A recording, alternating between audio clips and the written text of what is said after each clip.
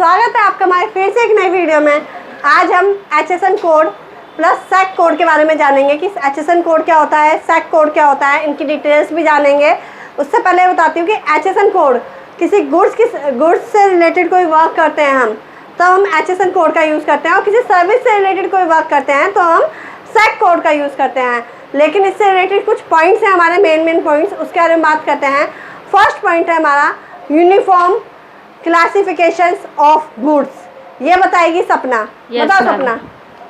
HSN सभी goods का standard classification करता है जिससे सभी मर्चेंट एंड टैक्स ऑफिसर्स एक ही तरीके से चीज़ों को आइडेंटिफाई कर सकें। Thank you.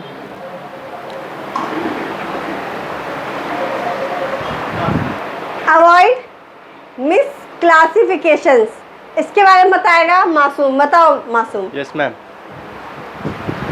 किसी भी गुड्स का HSN कोड होना इसलिए मैंडेटरी होता है जिससे उसकी अनसर्टेनिटी और मिसक्लासिफिकेशन को अवॉइड किया जा सके।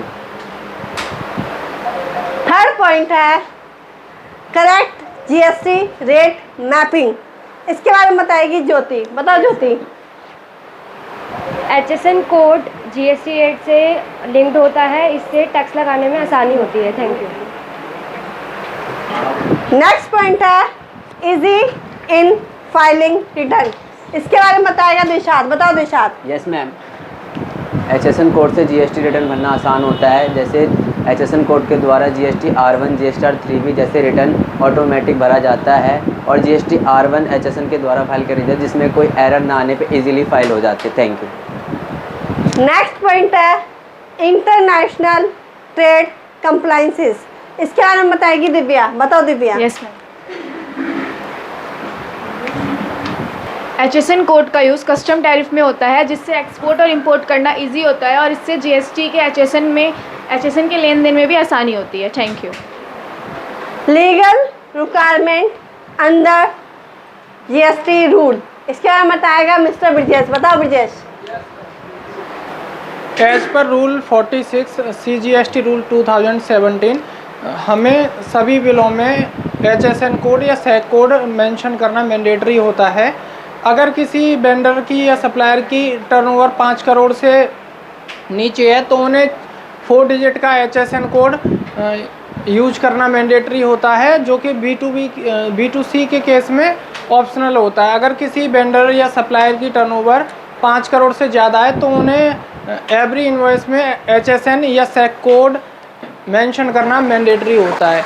अब यूजुअली हम बात करते हैं SAC कोड की। SAC कोड यूजली 6 डिजिट का होता है, जिसमें स्टार्टिंग के जो 2 डिजिट हैं वो नॉर्मली 99 से ही होते हैं, जो कि सर्विस को रिप्रेजेंट करते हैं, और मिडिल के जो 2 डिजिट होते हैं उसमें वो सर्विस की कैटेगरी को डिफाइन करते हैं कि किस कैटेगरी की सर्विस प्रोवाइड की जा रही है, और जो लास्ट के 2 डिजिट होते हैं वो सर्विस के बारे में स्पेसिफिकेशन प्रोवाइड करते हैं कि एग्जैक्ट क्या सर्विस प्रोवाइड की गई है।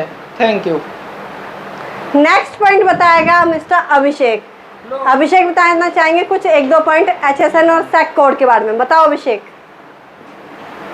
HSN कोड जो है वो हमारे उस पे गुड्स पे के लिए मैंडेटरी होता है, और SSC कोड जो है वो हमारी सर्विस जो हम प्रोवाइड करते हैं जैसे हेल्थ, एजुकेशन और सोशल सर्विस जो भी होता है, टेक्निकल सर्विस होता है, उसके लिए SSC कोड हमारा अप्लाई होता है, और उसका क्लासिफिकेशन करने के लिए होता है कि GST का जो हमारा टैक्स है उसका क्लासिफिकेशन करने के लिए होता है।